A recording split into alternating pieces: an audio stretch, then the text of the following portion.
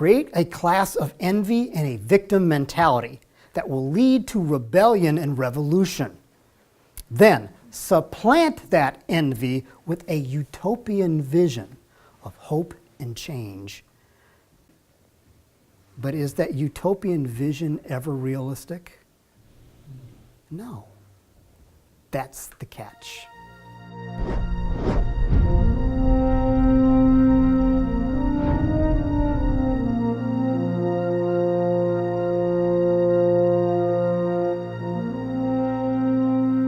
At the heart of the French liberty movement was also Maximilien Robespierre, strongly influenced by Aristotelian philosophy. Might makes justice, and therefore good virtue is a function of the intent of its outcome. The ends justify the means. This is a humanistic philosophy, and it's as different from the book of Proverbs as really one could get. Here is Robespierre on the virtue of terror. If virtue be the spring of a popular government in times of peace, the spring of that government during a revolution is virtue combined with terror. Virtue without which terror is destructive. Terror without which virtue is impotent. Terror is only just as prompt, severe, and inflexible.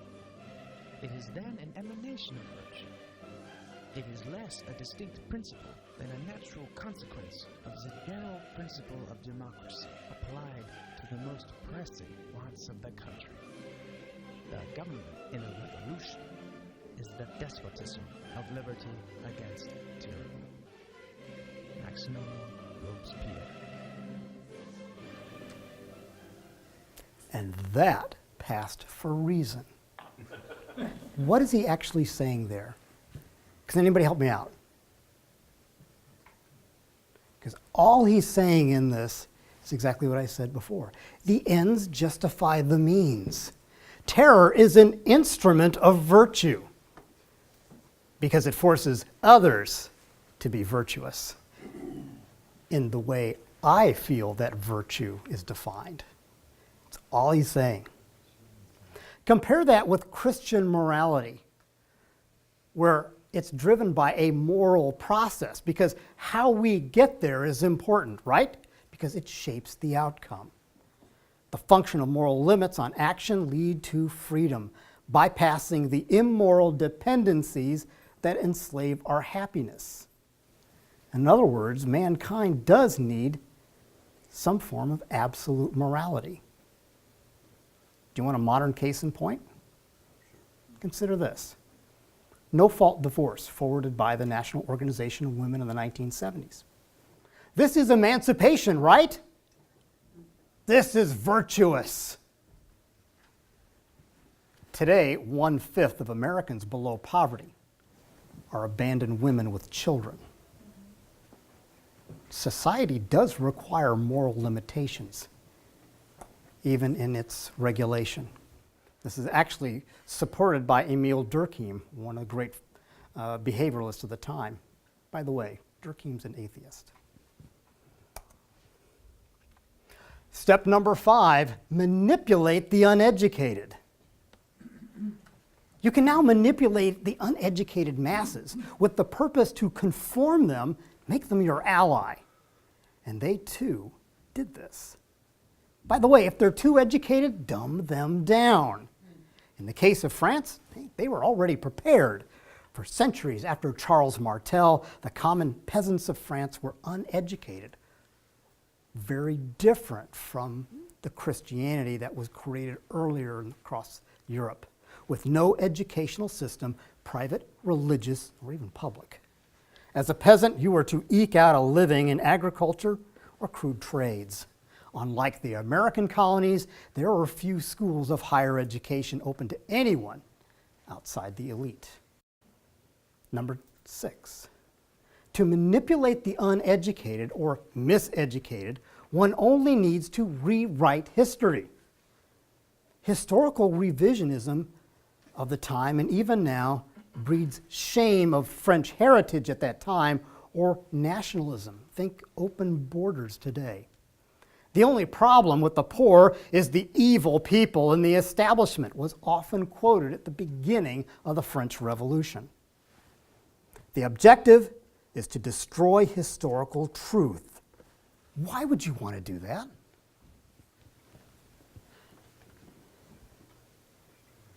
Well, probably you want to do that to undermine legitimate authority. After all, you've got to destroy authority before you can create your own. Create a class of envy and a victim mentality that will lead to rebellion and revolution. Then supplant that envy with a utopian vision of hope and change, and to bring an end to inequalities. But is that utopian vision ever realistic? No. That's the catch. So that's what you would want to do in a revolution, right? Well, there's a problem here. How do you re-educate the mostly illiterate masses who find reading difficult or tedious, especially with a failing or no educational system? Just how do you instill a desire to read in a people without an inclination to do so? Tough problem, huh? Solution's easy. Pornography. In the case of France, pornography used as a political tool. In France, it was widely available with a focus on nuns, the clergy, impotent king, and fantastic stories of a young sex-crazed queen. In all accounts, they were vicious, lewd, extremely obscene, and they became common. Newspapers owned by Jean-Paul Marat idealized the revolution and at the same time advertised, promoted, and published and displayed pornography in newspapers, handy leaflets, and cheap, trashy novels. Liberté, equality, and pornography were the new slogan. Edmund Burke, the Englishman Edmund Burke, opposed the introduction of pornography in England, noting pornography, even about the Queen, devaluates every woman to sexual object. And the pornographic attacks on Sarah Palin way back when is really an old idea, one that should alarm anyone, left or right, because now no woman in politics is safe.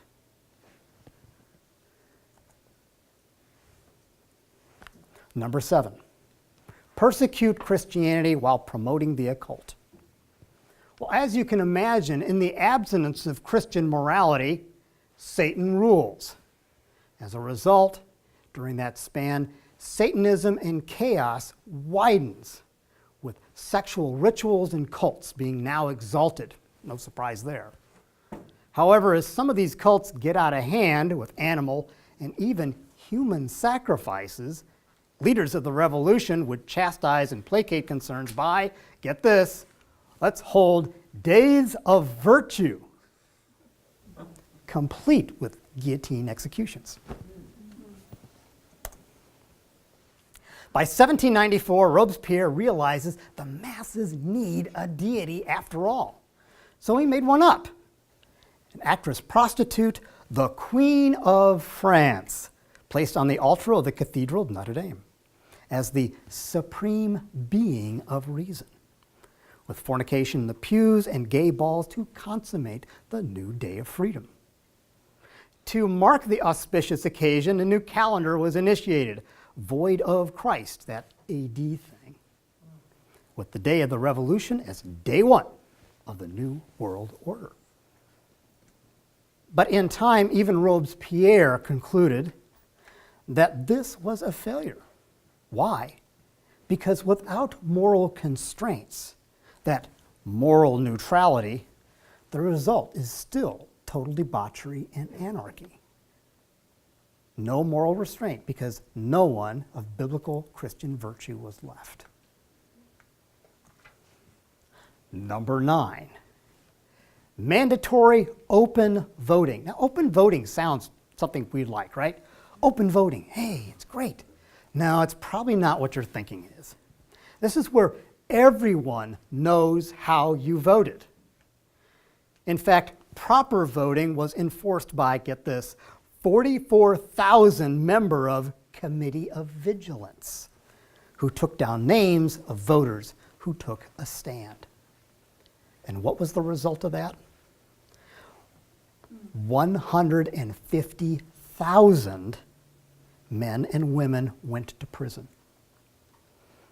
For those who obviously could not be reformed, they were guillotined by the Department of Health. I am not making this up. Every humanist tyranny believes itself to be just, absolute, and incontrovertible. So how far will such a state go to perpetuate itself? Because in a failing state, it will soon turn from service to the governed to survival of the fittest. We'll find out in our next installment, The Inevitable of Secular Humanism, right here.